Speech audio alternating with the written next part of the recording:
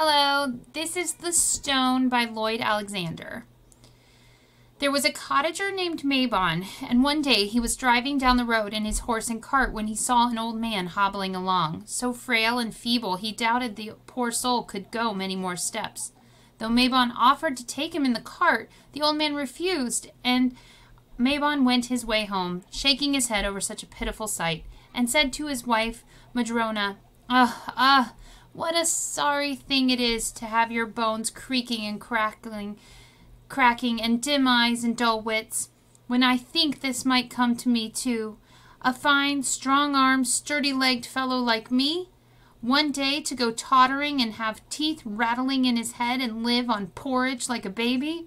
There's no fate worse in all the world. There is, answered Madrona, and that would be to have neither teeth nor porridge. Get on with you, Mabon, and stop borrowing trouble. Hoe your field, and you'll have no crop to harvest, and no food for you or me or the little ones. Sighing and grumbling, Mabon did as his wife bade him. Although the day was fair and cloudless, he took no pleasure in it. His axe blade was notched, the wooden handle splintery. His saw had lost its edge, and his hoe, once shining new, had begun to rust. None of his tools, it seemed to him, cut or chopped or delved as well as they once had done. They're as worn out as that old codger I saw on the road, Mabon said to himself. He squinted up at the sky. Even the sun isn't as bright as it used to be, and doesn't warm me half as well. It's gone thread-bone as my cloak, and no wonder, for it's been there longer than I can remember. Come to think of it, the moon's been looking a little wilted around the edges, too. As for me, went on Mabon in dismay, I'm in even a worse state. My appetite's faded, especially after meals. Morning, when I wake, I can hardly keep myself from yawning, and at night, when I go to bed, my eyes are so heavy I can't hold them open. It's that way. If that's the way things are now, the older I grow, the worse it will be. In the midst of his complaining, Mabon glimpsed something bouncing and tossing back and forth beside a fallen tree in the corner of a field. Wondering if one of his piglets had squeezed out of the sty and gone rooting for acorns, Mabon hurried across the turf. Then he dropped his axe and gaped in astonishment. There, struggling to free his leg, which had been caught under a log, lay a short, thick-set figure, a dwarf with red hair bristling in all directions beneath his round, close-fit leather cap. At the sight of Mabon, the dwarf squeezed shut his bright red eyes and began holding his breath. After a moment, the dwarf's face went redder than his hair, his cheeks puffed out, and soon turned purple. Then he opened one eye and blinked rapidly at Mabon, who was staring at him speechless. "What?" snapped the dwarf. "You can still see me?" "That I can," replied Mabon, more than ever puzzled. "And I can see very well you've got yourself tight as a wedge under that log, and all your kicking only makes it worse." At this the dwarf blew out his breath and shook his fists. "I can't do it," he shouted, "no matter how I try. I can't make myself invisible.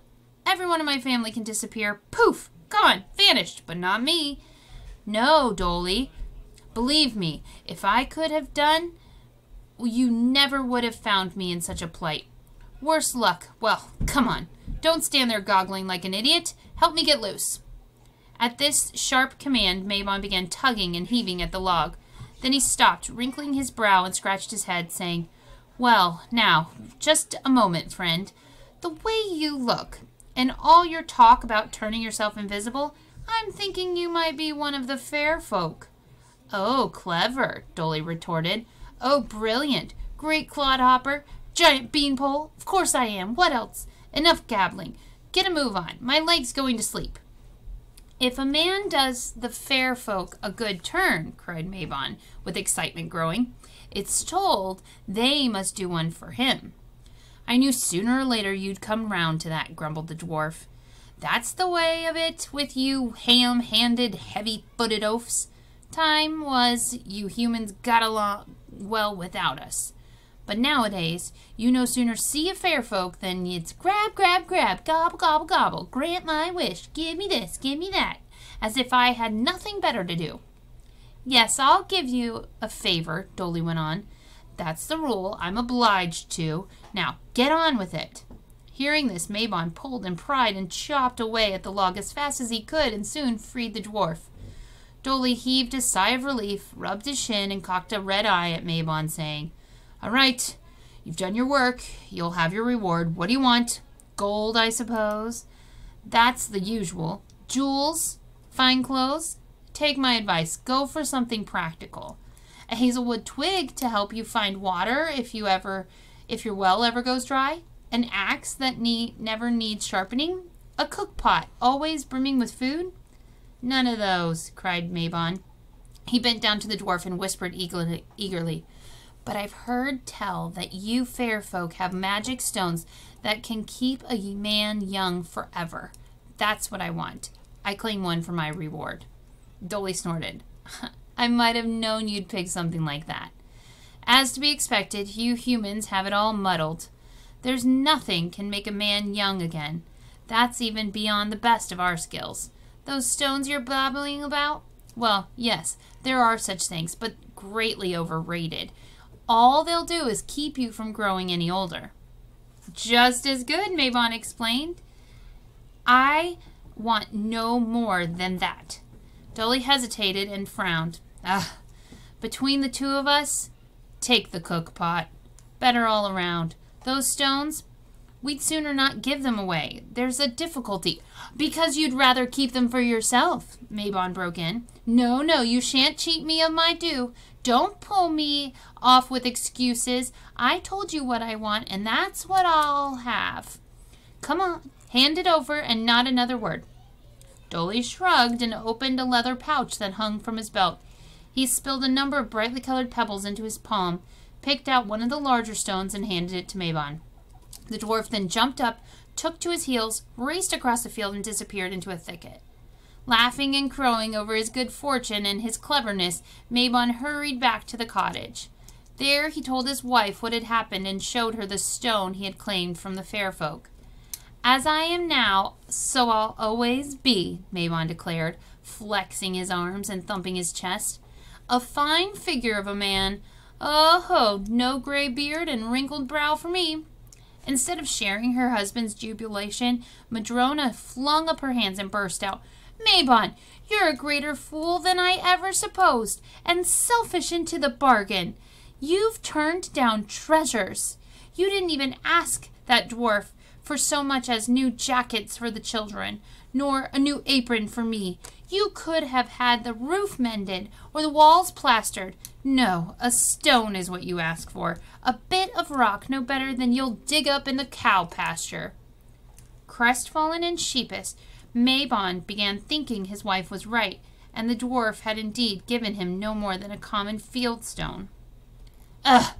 Well, it's true, he stammered. I feel no different than I did this morning. No better or worse, but every way the same. That red-headed little wretch, he'll rue the day if I ever see him again. So saying, Mabon threw the stone into the fireplace. That night he grumbled his way to bed, dreaming revenge on the dishonest dwarf. Next morning, after a restless night, he yawned, rubbed his eyes, and scratched his chin. Then he sat bolt upright in bed, patting his cheeks in amazement. My beard, he cried, tumbling out and hurrying to tell his wife. It hasn't grown, not by a hair. Can it be the dwarf didn't cheat me after all? Don't talk to me about beards, declared his wife as Mabon went to the fireplace, picked out the stone, and clutched it safely in both hands. There's trouble enough in the chicken roost. Those eggs should have hatched by now, but the hen is still brooding on her nest. Let the chickens worry about that, answered Mabon. Wife, don't you see what a grand thing's happened to me? I'm not a minute older than I was yesterday. Bless that generous-hearted dwarf. Let me lay hands on him and I'll bless him, retorted Madrona. That's all well and good for you, but what of me? You'll stay as you are, but I'll turn old and gray and worn and wrinkled and go on doddering into my grave. And what of our little ones? They'll grow up and have children of their own and grandchildren and great-grandchildren, and you, younger than any of them? What a foolish sight you'll be. But Mabon, gleefully over his good luck, paid his wife no heed and only tucked the stone deeper into his pocket. Next day, however, the eggs had still not hatched. "And the cow," Madrona cried. "She's long past due to calve, and no sign of a young one's ready to be born." "Don't bother me with cows and chickens," replied Mabon. They'll all come right in time. As for time, I've got all the time in the world." Having no appetite for breakfast, Mabon went out into the field. Of all the seeds he had sown there, however, he was surprised to see not one had sprouted. The field, which by now had been covered with green soots, lay bare and empty. Which by now should have been covered with green shoots, lay bare and empty. Things do seem a little late these days," Mabon said to himself. "Well, no hurry. It's that much less for me to do. The wheat isn't growing, and neither are the weeds." Some days went by, and still the eggs had not hatched, the cow had not calved, and the wheat had not sprouted. And now Mabon saw that his apple tree showed no sign of even the smallest greenish fruit. "Mabon, it's the fault of that stone," wailed his wife. "Get rid of the thing." "Nonsense," replied Mabon. "The season's slow, that's all." Nevertheless, his wife kept at him so much that Mabon at last, and very reluctantly, threw the stone out the cottage window. Not too far, though, for he had it in the back of his mind to go back later and find it again. Next morning, he had no need to go looking for it, for there was the stone sitting on the window ledge. "You see," said Mabon to his wife, "here it is, back again. It's a gift meant for me to keep." "Mabon," cried his wife, "will you get rid of it? We've had nothing but trouble since you've brought it into the house. Now the baby's fretting and fuming, teething, poor little thing, but there's no tooth to be seen. Mabon, that stone's bad luck, and I want no part of it."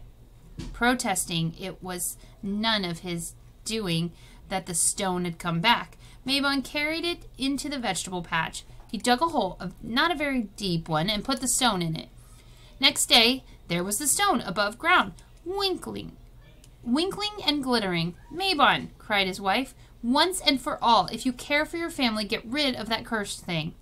Seeing no other way to keep peace in the household, Mabon regretfully and unwillingly took the stone and threw it down into the well, where it splashed into the water and sank from sight.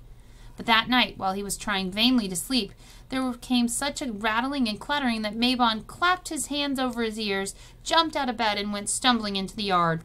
At the well, the bucket was jiggling back and forth and up and down at the end of the rope, and in the bottom of the bucket was the stone.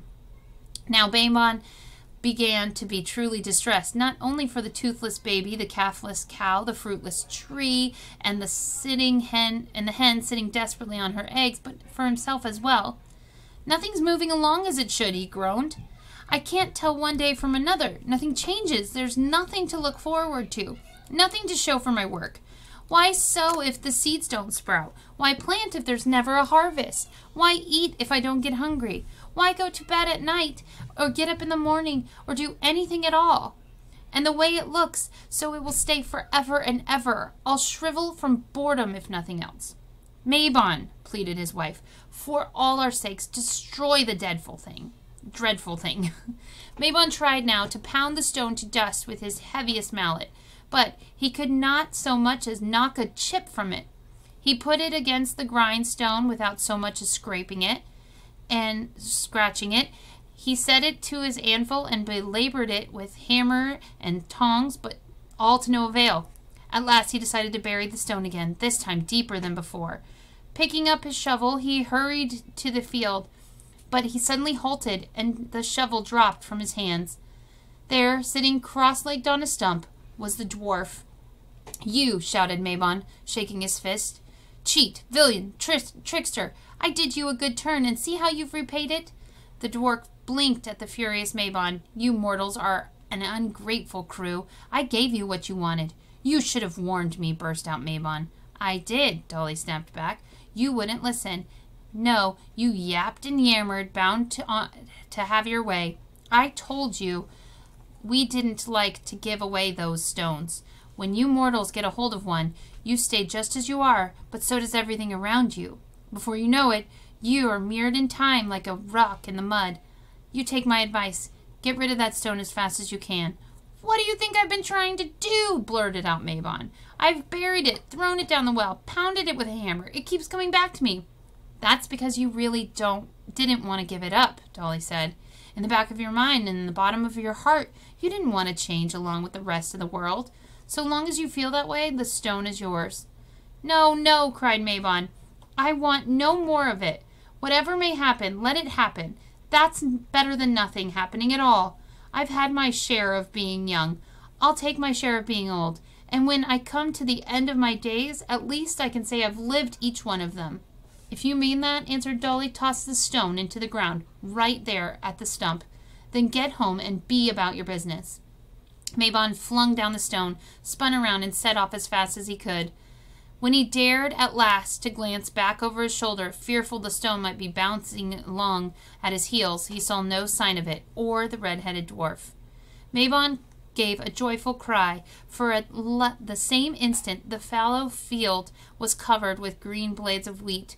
The branches of the apple tree bent to the ground, so laden they were with fruit. He ran to the cottage, threw his arms around his wife and children, and told them the good news. The hen hatched her chicks, the cow bore her calf, and Mabon laughed with glee when he saw the first tooth in the baby's mouth. Never again did Mabon meet any fair folk, and he was just as glad of it. He and his wife and his children and grandchildren lived many years, and Mabon was as proud of his white hair and long beard as he had been of his sturdy arms and legs. "Stones are all right in their way," said Mabon, "but the trouble with them is they don't grow."